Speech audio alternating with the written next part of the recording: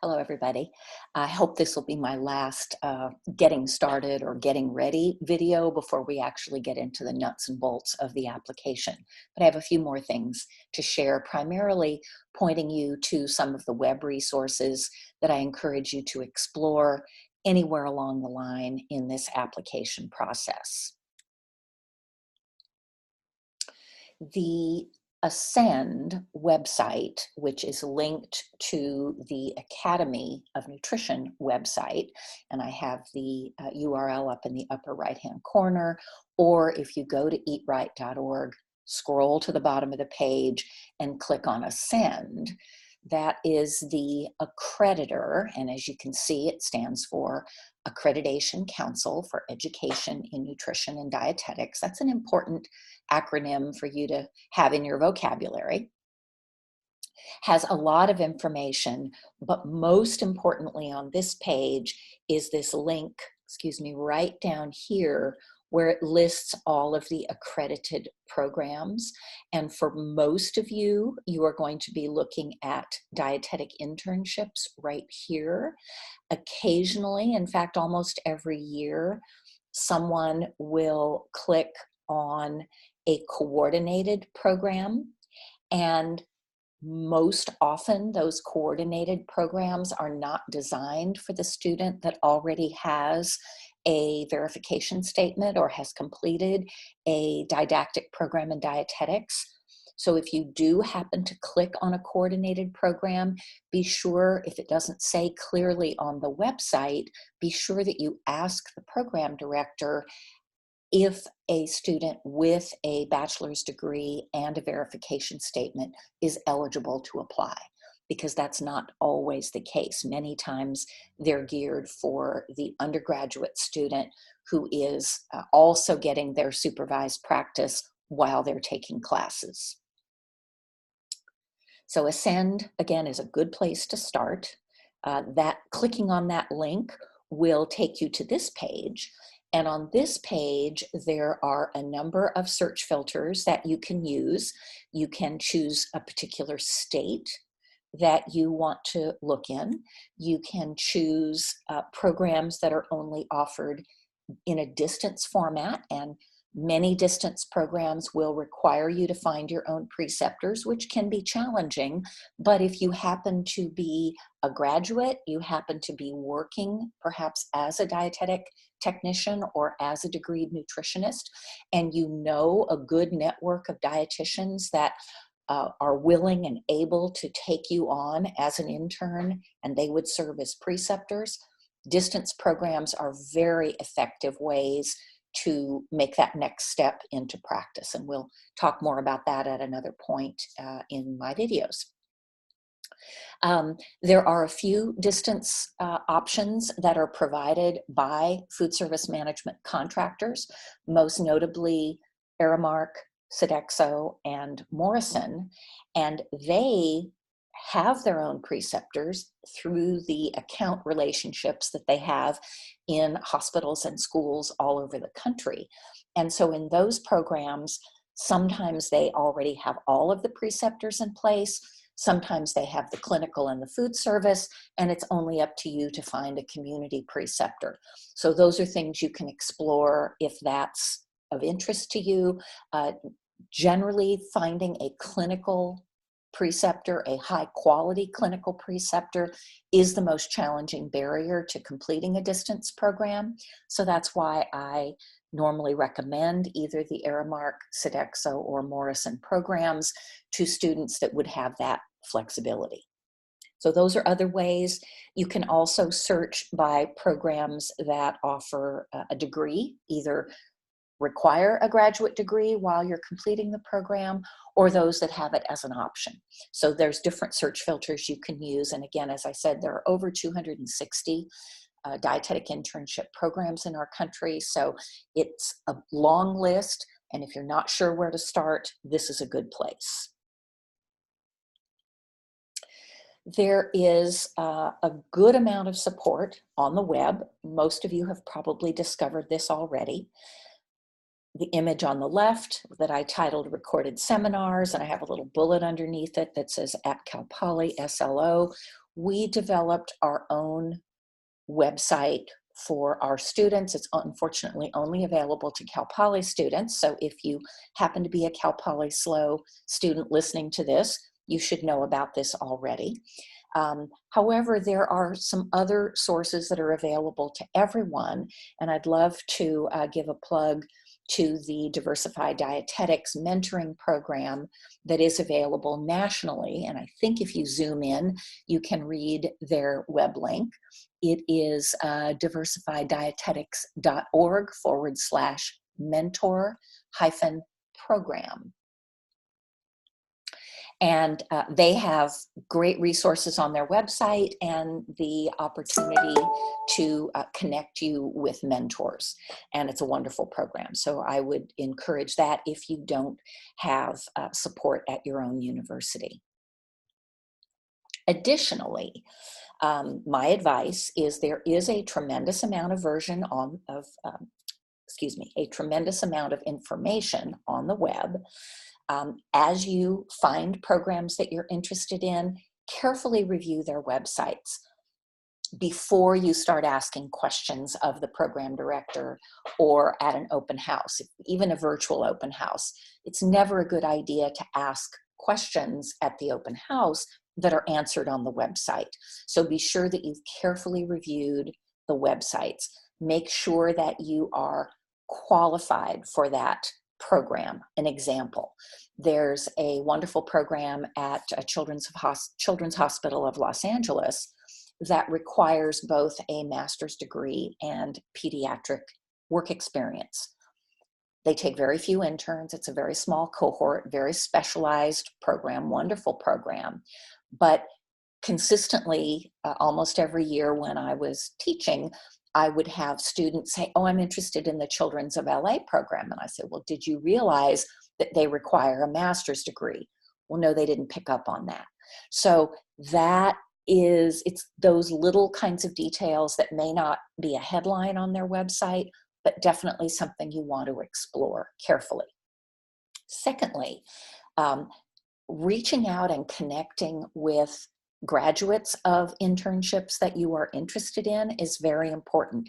And at Cal Poly, I still keep a database of all of our graduates for the years that I was involved with the program. And if a student reaches out to me and says, I'm interested in a particular program, and we have a graduate that completed that program, I electronically introduce them so that they can talk to each other and ask each other questions. My hope is that regardless of what DPD program you're graduating from, your DPD director should have data on successful graduates that have gone on to complete particular programs.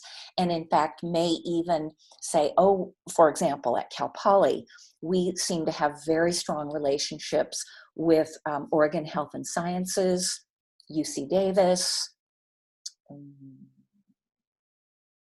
Those are the two that come to mind. We have other programs where we have sent a number of graduates, but on the West Coast, those are two that we have.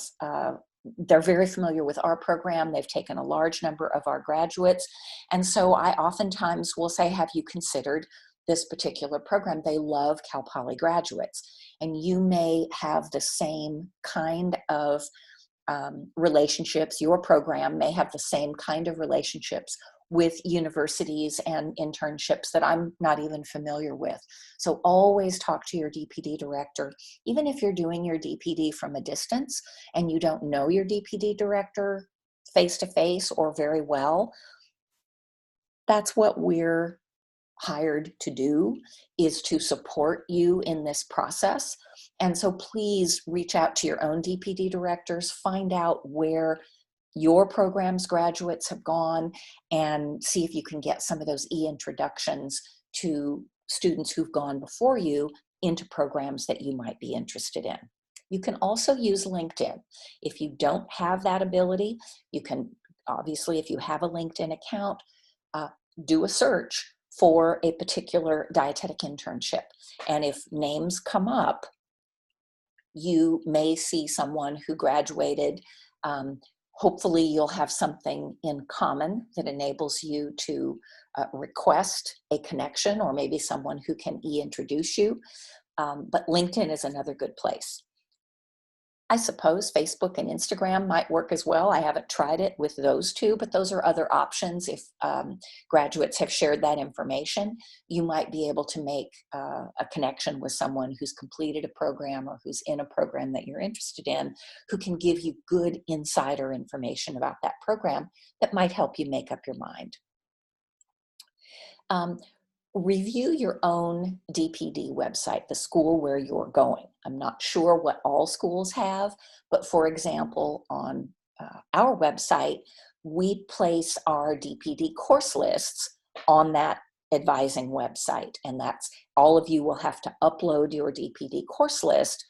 How that information is shared is probably different in every program.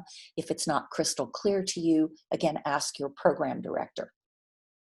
There may be other information on your own department websites that would be useful to you in this process, so explore those first. Then, once you get into the application process, and we'll start talking about DICAS in the next slides, every page in DICAS has a little bullet button up at the top that says instructions for this section. So I navigated in mine to the section on how to send transcripts, and they actually happen to have a video embedded. Most of the instructions are just verbal, written instructions, but some of them also include videos. So click on those, watch them, listen to them. You can get very good information about, again, the nuts and bolts of the process. So you say, well, so if they have all that information, why are you recording these videos?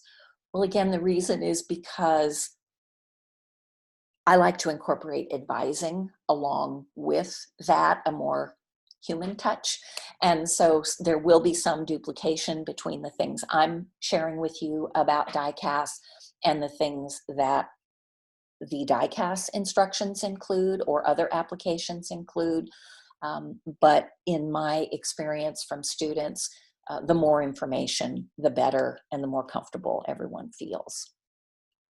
Additionally, at Cal Poly, we purchase a resource from Ascend called The Applicant Guide to Supervised Practice. It is a book that is available to all programs. I think it costs about $35, so it's not a very expensive book. In fact, I think you can buy your own, but you shouldn't have to. Your program director should have access to it. Ask if you haven't seen it. This is a screenshot. The image on the right is a screenshot of the page from UCSF. Typically, the information for each program is 3 pages long. It has, as you can see on the first page, it has the name of the program, the name of the program director, and again, UCSF has a new program director since I screenshotted this. It has information about the length of the program. This is something you might be interested in. It tells how many applicants they had 2 years previous and how many applicants they had the previous year, and then how many interns they take. So that gives you a sense of the level of competition. It also has checkboxes for the kinds of places where the rotations occur and the different types of rotations. So for example, for UCSF, you can see they have just about everything except burns and trauma. Not that they don't have trauma at UCSF, but they don't include a rotation for the interns there. They talk about, the length of each rotation, and this is useful information where you can see this is primarily a clinically focused program. You can see that they only have 2 weeks of community practice and 8 weeks of food service management, and then 3 weeks of staff relief. This, as wonderful of a program as this is, if you knew that your focus was in community nutrition, it would be very hard to express and make a case for why this program is a good fit for you, because they only have 2 weeks of community nutrition. And I don't think you would be happy, and they likely would not be happy if you were unhappy. So that's useful information to make sure that there's the right balance of time in each rotation. Again, in our website, we include links to the Academy of Nutrition and Dietetics website. We include links to DICAS. We also include alumni tutorials, links to the current open house schedule, information about WIC-based internships, and other information that, again, if you learn that your own DPD has its own website, you may find some of this information. If not, the Academy and DICAS are easy to access. You don't have to go through a specific website to get to those. And in terms of the open house, I'm not sure exactly how that would be distributed. I'm hopeful that every DPD director would send that out to their applicants. If you are not aware of the open house schedule, again, ask your DPD director, and they should be able to send that to you. At this point, again, I'm recording this in January of 2020. Most of the open houses have happened already. There might be a few that are still coming, but for applicants applying later in the year, there are still opportunities to stay on top of this. And once you have the link, it typically gets updated every year.